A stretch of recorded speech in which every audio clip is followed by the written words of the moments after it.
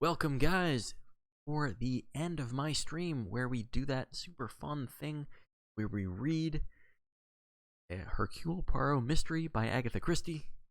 Not always what we're going to do, but it's what we're doing for this particular book. It'll be a new... You know what? Never mind.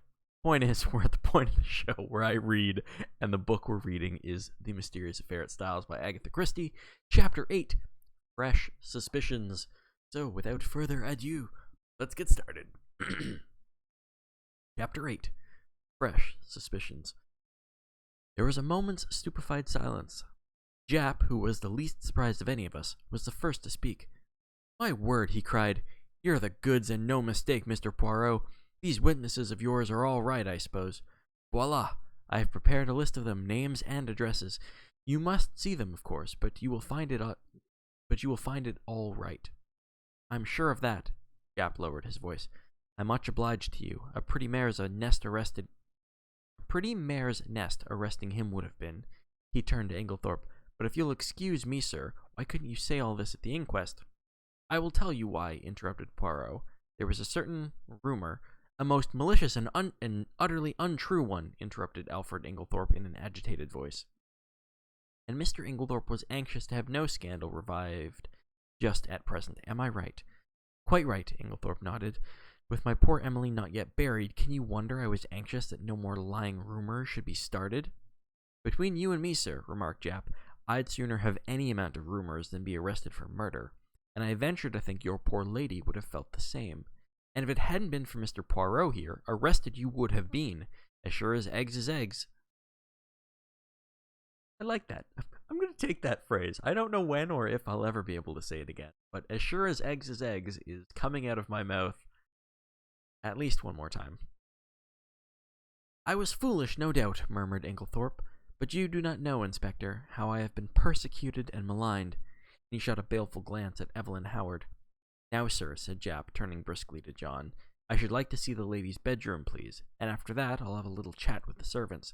Don't you bother about anything. Mr. Poirot here will show me the way." As they all went out of the room, Poirot turned and made me a sign to follow him upstairs. There he caught me by the arm and drew me aside. "Quick, go to the other wing. Stand there, just this side of the baize door. Do not move till I come."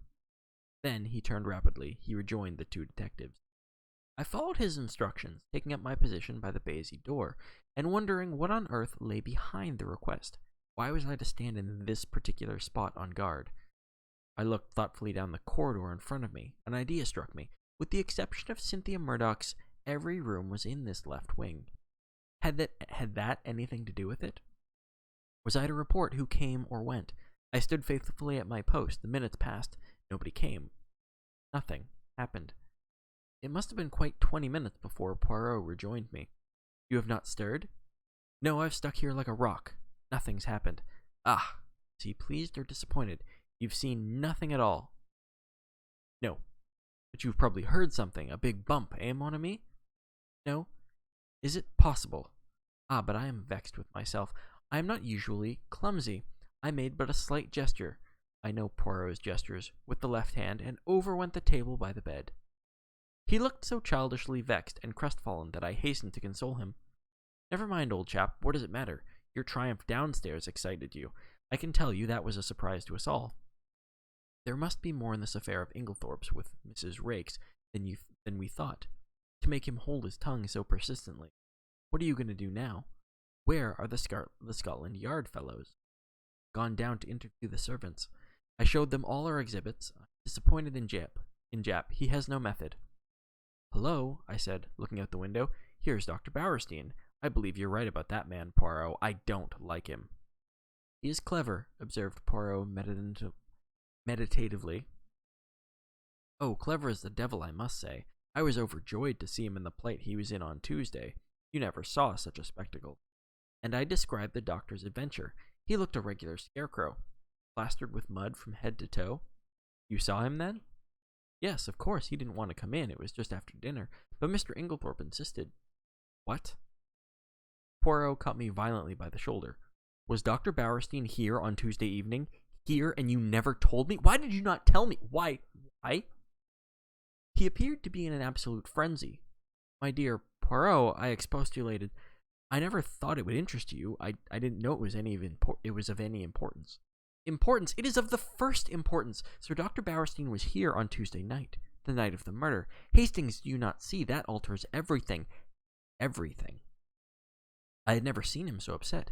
Loosening his hold of me, he mechanically straightened a pair of candlesticks, still murmuring to himself. Yes, that alters everything. Suddenly, he seemed to come to a decision. Allons, he said. We must act at once. Where is Mr. Cavendish? John was in the smoking room. Poirot went straight to him. Mr. Cavendish, I have some important business in Tedminster. A new clue. May I take your motor? Why, of course. Do you mean at once? If you please. John rang the bell and ordered round the car. In another 10 minutes, we were racing down the park and along the high road to Tedminster. Now, Poirot, I remarked resignedly, perhaps you will tell me what this is all about? Well, mon ami, a good deal you can guess for yourself. Of course, you realize that now Mr. Inglethorpe is out of it. The whole position is greatly changed. We are face to face with an entirely new problem. We know now there is one person who did not buy the poison. We have cleared away the manufactured clues. Now for the real ones. I have ascertained that anyone in the household, with the exception of Mrs. Cavendish, who was playing tennis with you, could have persuaded Mr. Inglethorpe on Monday evening. Could have personated Mr. Inglethorpe on Monday evening, in the same way we have his statement that he put the coffee down in the hall. No one took much notice of that at the inquest, but now it has a very different significance. We must find out who did take the coffee to Mrs. Inglethorpe eventually, and who passed through the hall whilst it was standing there. From your account, there are only two people whom we can positively say did not go near the coffee, Mrs. Cavendish and Mademoiselle Cynthia. Yes, that is so. I felt an inexpressive lightening of the heart. Mary Cavendish did certainly not rest under suspicion. In clearing Alfred Inglethorpe, continued Poirot, I have been obliged to show my hand sooner than I had intended. As long as I might be thought to be pursuing him, the criminal would be off his guard. Now he will be doubly careful. Yes, doubly careful. He turned to me abruptly. Tell me, Hastings, you yourself, have you no suspicions of anybody? I hesitated. To tell the truth, an idea, wild and extravagant in itself, had once or twice that morning flashed through my brain. I had rejected it as absurd, nonetheless, it persisted.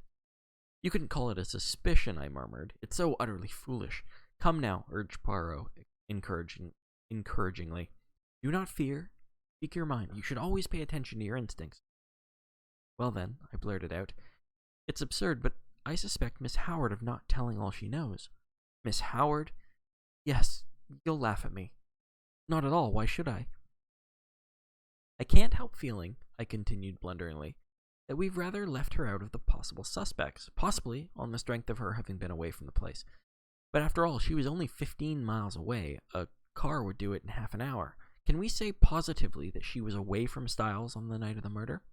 Yes, my friend, said Poirot unexpectedly. We can. One of my first actions was to ring up the hospital where she was working.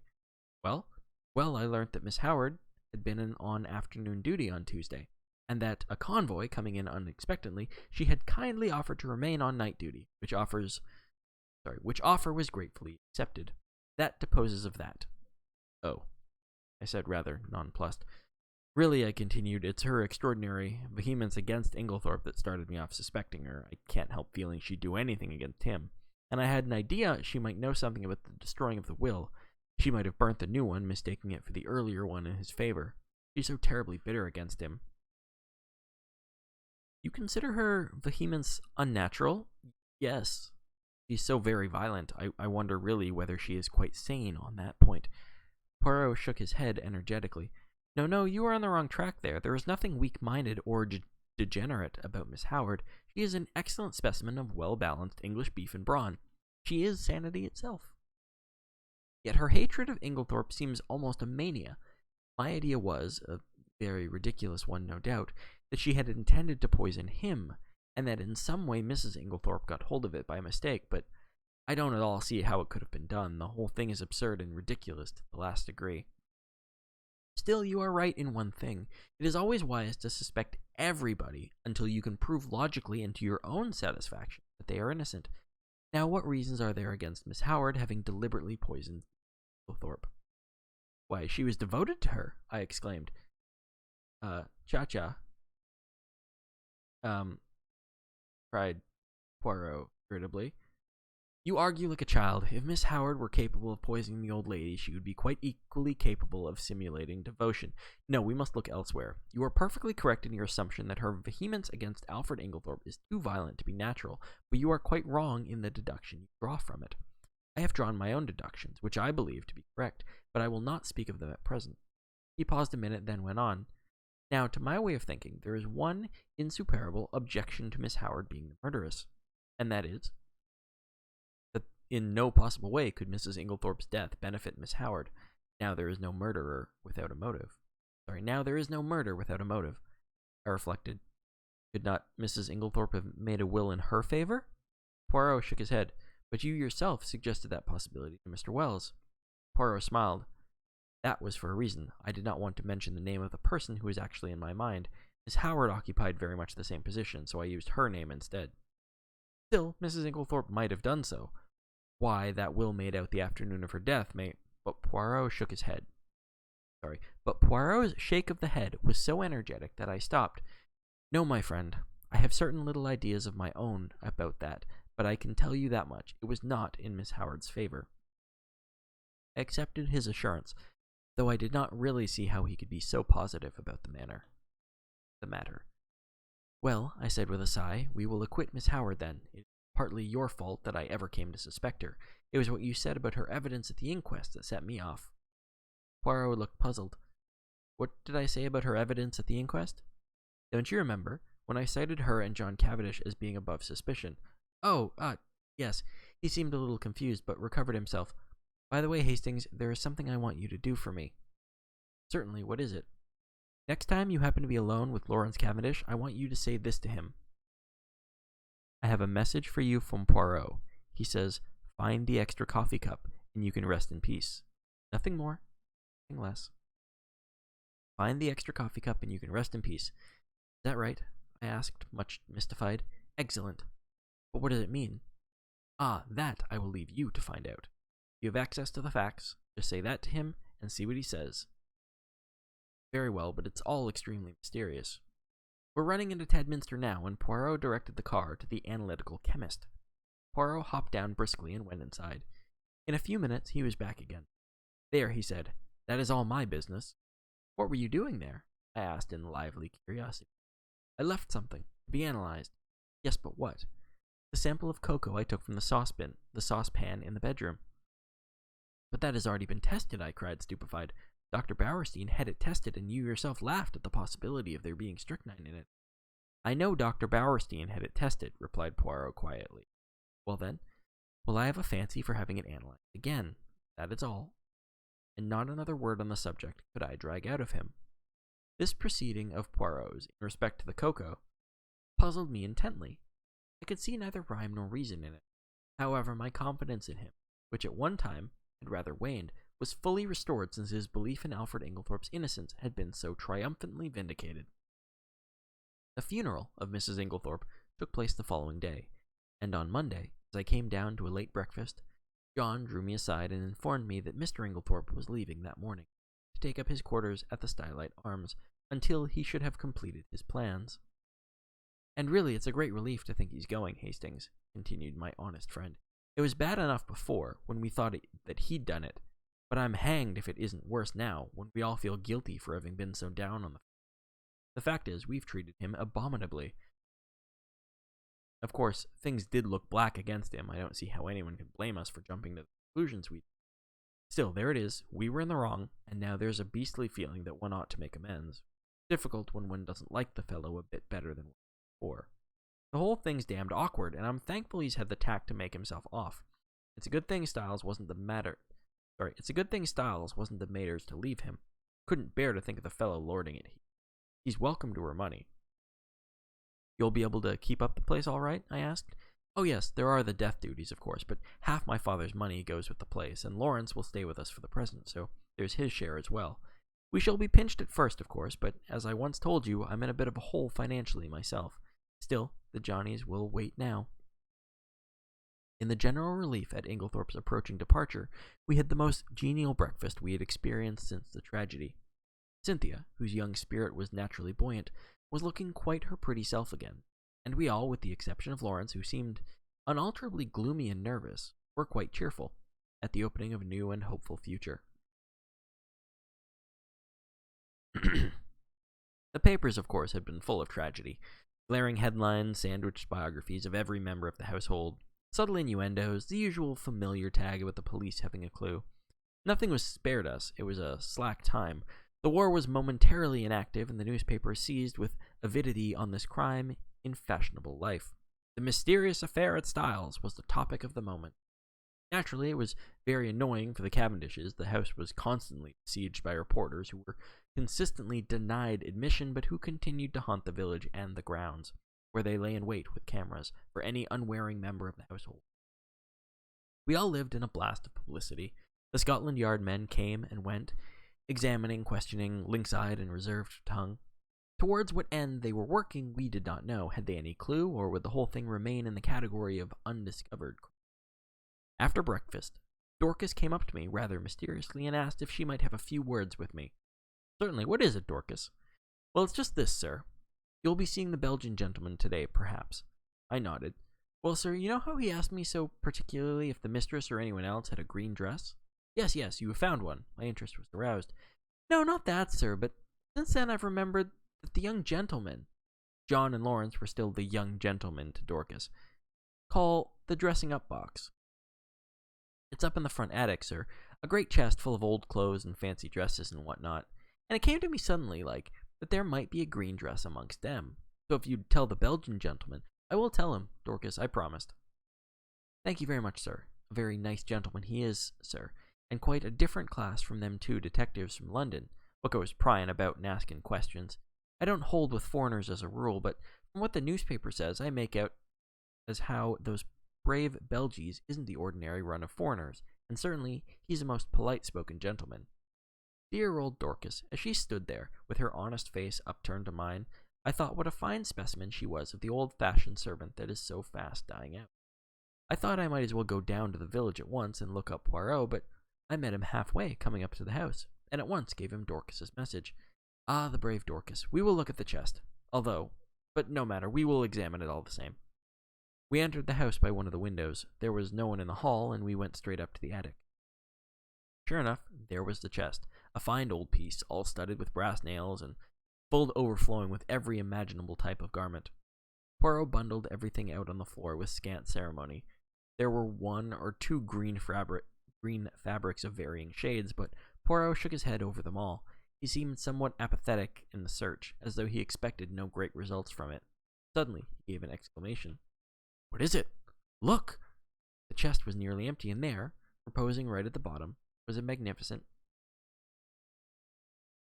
Oh, said Poirot. Oh. He turned it over in his hands, examining it closely. New, he remarked. Yes, quite new. After a moment's hesitation, he replaced it in the chest, heaped all the other things on top of it as before, and made his way briskly downstairs. He went straight to the pantry, where he found Dorcas, busily polishing her silver. Poirot wished her good morning with Gaelic politeness, and went on. We've been looking through that chest, Dorcas. I'm much obliged to you for mentioning it. There is indeed a fine collection there. Are they often used, may I ask? Well, sir, not very often nowadays, though from time to time we do have what the young gentlemen call a dress-up night. And very funny it is sometimes, sir. Mr. Lawrence, he's wonderful, most comic. I shall never forget the night he came down as the Tsar of Persia, I think he called it. A sort of Eastern king it was. He had the big paper knife in his hand, and, mind, Dorcas, he says, you'll have to be very respectful. This is my specially sharpened scimitar, and it's off with your head if I'm at all displeased with you. Miss Cynthia, she was what they call an Apache, or some such name, a Frenchified sort of cutthroat, I take it to be. A real sight she looked. You'd never have believed a pretty young lady like that could have made herself into such a ruffian. Nobody would have known her. These evenings must have been great fun, said Poirot genially. I suppose Mr. Lawrence wore that fine black beard in the chest upstairs, when he was the Shah of Persia. He did have a black beard, replied Dorcas, smiling, and well I know of it, for he borrowed 2 skeins of my black wool to make it with, and I'm sure it looked wonderfully natural at a distance. I don't know as there was a beard up there at all. I didn't know as there was a beard up there at all. It must have been got quite lately, I think. There was a red wig, I know, but nothing else in the way of hair. Burnt corks they use mostly. Though 'tis messy getting it off again. Miss Cynthia was a negress once, and oh, the trouble she had. So Dorcas knows nothing about that black beard, said Poirot thoughtfully, as he walked out of the hall again. You think it is the one? I whispered eagerly. Poirot nodded. I do. You noticed it had been trimmed? No.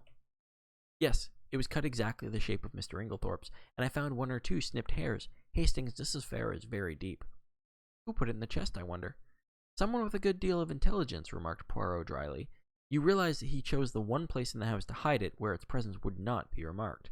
Yes, he is intelligent, but we must be more intelligent. We must be so intelligent that he does not suspect us of being intelligent at all. I acquiesced.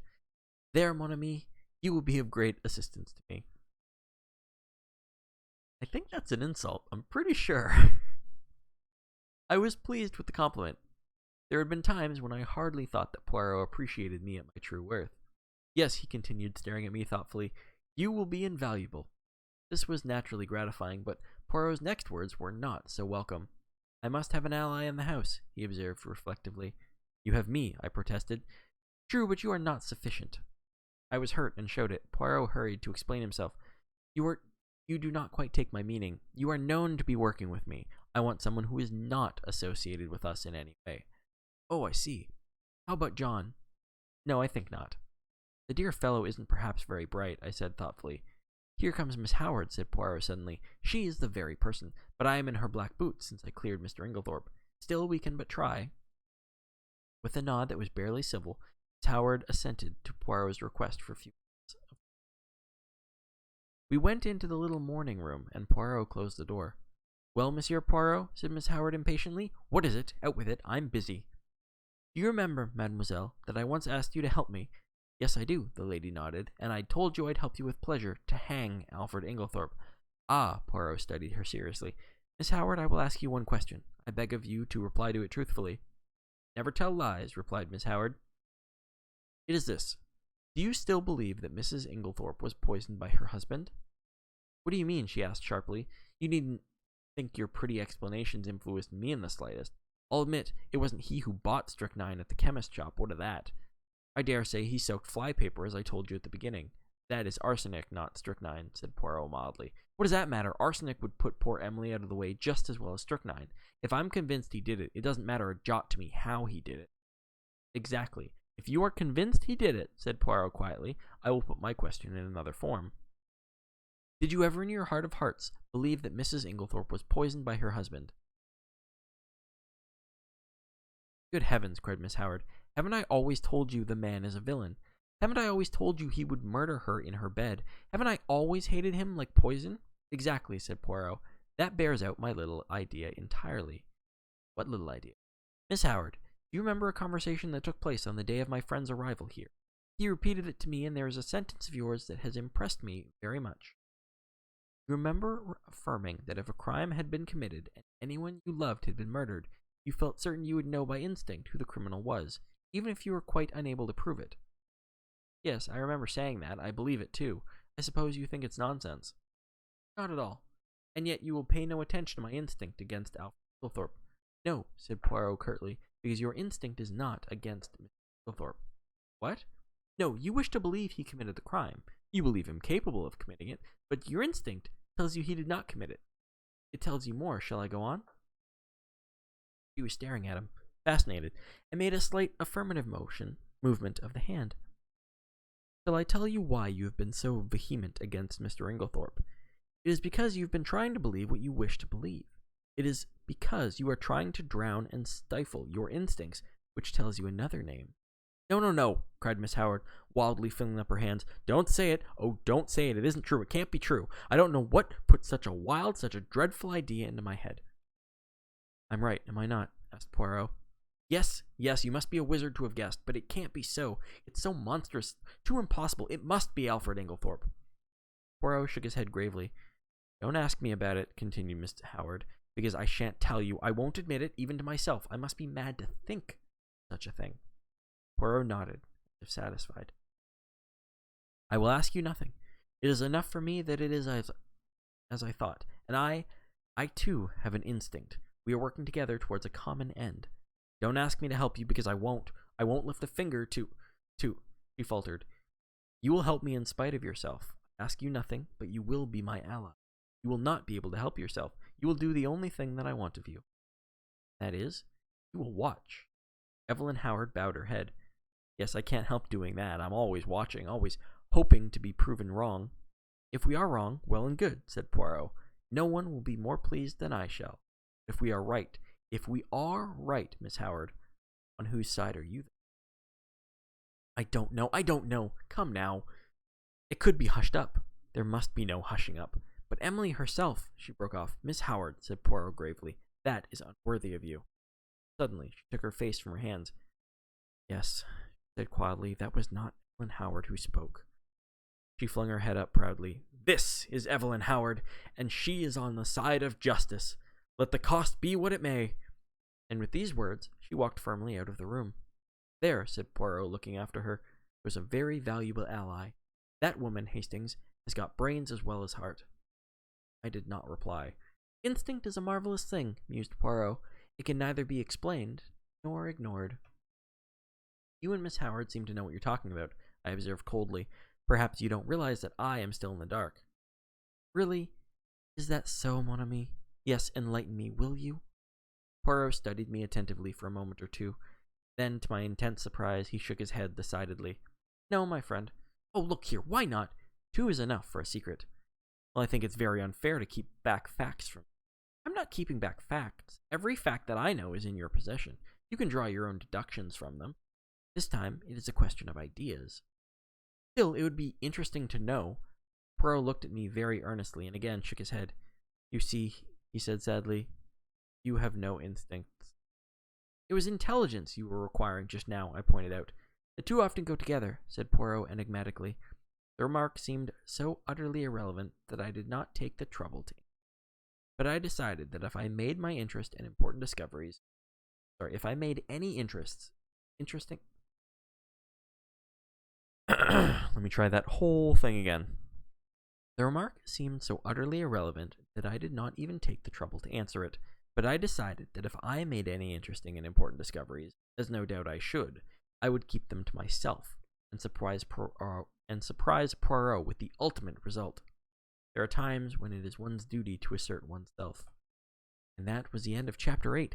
Thank you very much for watching, guys. It is almost 1 a.m., so I'm going to go to bed. You should go to bed, and I will see you guys on Friday.